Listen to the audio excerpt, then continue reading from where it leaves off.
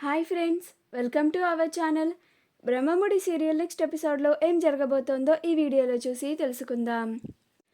కళ్యాణ్ అనామికని బాగా చూసుకున్నాడు అని నిరూపించడానికి సాక్ష్యం కావాలని అడిగిన లాయర్. అసలేం జరిగింది అని తెలుసుకోవడానికి ఈ వీడియోని స్కిప్ చేయకుండా ఎండ్ వరకు చూసేయండి. రేపు అప్పుని కోర్టులో ప్రజెంట్ చేయమని కోర్టు రేపటికి వాయిదా వేస్తుంది. అప్పుడు ఇన్స్పెక్టర్ గారు కళ్యాణ్ని రండి సార్ అని అంటారు. అప్పుడు కళ్యాణ్ బోన్లో నుంచి బయటకు వచ్చి పోలీసులతో కోర్టులో నుంచి బయటికి వెళ్తూ ఉంటాడు. కళ్యాణ్తో పాటే దుగ్గిరాల వారి కుటుంబం కూడా బయటికి వస్తుంది. అప్పుడు లాయర్ గారు కోర్టు బయట మెట్ల పైన దుగ్గిరాల వారి కుటుంబంతో మాట్లాడుతూ ఉంటారు. అప్పుడు రాజ్ మన గురించి ఇంకా డిఫెండ్ చేయాల్సింది సార్ అని అంటారు. అప్పుడు లాయర్ గారు నేను చాలా వరకు డిఫెండ్ చేశాను, కానీ జడ్జ్ గారు సాక్ష్యంగా అప్పుని అడుగుతున్నారు. రేపు ఆవిడని కోర్టుకి రావాలని చెప్పండి అని అంటారు. అప్పుడు కావ్య అలాగే సార్ అని అంటుంది. ఆ తరువాత కళ్యాణ్ అప్పుని బాగా చూసుకున్నాడు అని నిరూపించడానికి ఒక సాక్ష్యం కావాలి అని అంటారు. అప్పుడు రాజ్, కావ్య, కళ్యాణ్, ధాన్యలక్ష్మి, ప్రకాశంలు బాగా ఆలోచిస్తూ ఉంటారు. అప్పుడు ధాన్యలక్ష్మి బాగా చూసుకున్నాడు అని నిరూపించడానికి సాక్ష్యం ఏముంటుంది అని అంటుంది. అప్పుడు లాయర్ గారు ఉంటుందమ్మా, ఖచ్చితంగా ఉంటుంది. రేపు మనం ఆ సాక్ష్యాన్ని కోర్టులో ప్రజెంట్ చేయాలి, లేకపోతే మనం కేసు ఓడిపోయే ఛాన్సెస్ ఉంటాయి అని అంటారు. అప్పుడు రాజ్, ప్లీజ్ లాయర్ గారు, మనం ఎలాగైనా సరే ఈ కేసుని గెలవాలి, గెలిచి నా తమ్ముడికి డివోర్స్ వచ్చేలాగా చేయాలి అని అంటాడు. అప్పుడు లాయర్ గారు అలాగే రాజ్ గారు, మీరు చెప్పినట్లుగానే నా శాయశక్తులా ప్రయత్నం చేస్తాను. మీరు సాక్ష్యాధారాలని నాకు సంపాదించి ఇవ్వండి, ఇంకా కోర్టులో జరిగేది అంతా నేను చూసుకుంటాను అని అంటారు. అప్పుడు రాజ్ అలాగే లాయర్ గారు అని అంటారు. ఇంకా లాయర్ గారు అక్కడి నుంచి వెళ్ళిపోతారు. ఆ తరువాత ఇన్స్పెక్టర్ గారు కూడా కళ్యాణ్ని రండి సార్, ఇప్పటికే మీకు చాలా టైం ఇచ్చాము అని అంటారు. అప్పుడు కళ్యాణ్ వస్తున్నాను సార్ అని అక్కడి నుంచి పోలీసులతో కలిసి వెళ్ళిపోతాడు. అప్పుడు ధాన్యలక్ష్మి కళ్యాణ్ని చూసి అక్కడి నుంచొని బాధపడిపోతూ ఉంటుంది. నా కొడుకుని ఎలా చూడాలి అనుకుంటున్నాను, ఇప్పుడు ఎలా చూస్తున్నాను అని బాధపడుతూ ఉంటుంది. అప్పుడే అనామిక వచ్చి మీకు సాక్ష్యాధారాలు దొరకవు అని అంటుంది. అప్పుడు రాజ్, మేము ఎలాగైనా సరే సాక్ష్యాధారాలను సంపాదించి రేపు కోర్టులో ప్రజెంట్ చేస్తాము అని అంటాడు. అప్పుడు అనామిక, అది మీ వల్ల కాని పని, ఇప్పటికైనా కళ్యాణ్ని నా దగ్గరికి వచ్చి క్షమాపణ చెప్పమని చెప్పండి, నేను వెంటనే కేసుని వాపస్ తీసుకుంటాను.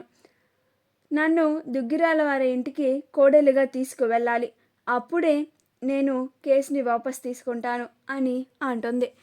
అప్పుడు కళ్యాణ్ పోలీసులతో వెళ్ళే ముందు, నేను ఆ పని అస్సలు చేయను, కావాలంటే జైల్లో అన్నా ఉంటాను, కానీ నీతో ఇంకా కాపురం చేయను అని అంటాడు. అప్పుడు అనామిక, సరే అయితే మీ ఇష్టం, రేపు కోర్టులోనే తెలుసుకుందాం అని అక్కడి నుంచి వెళ్ళిపోతుంది.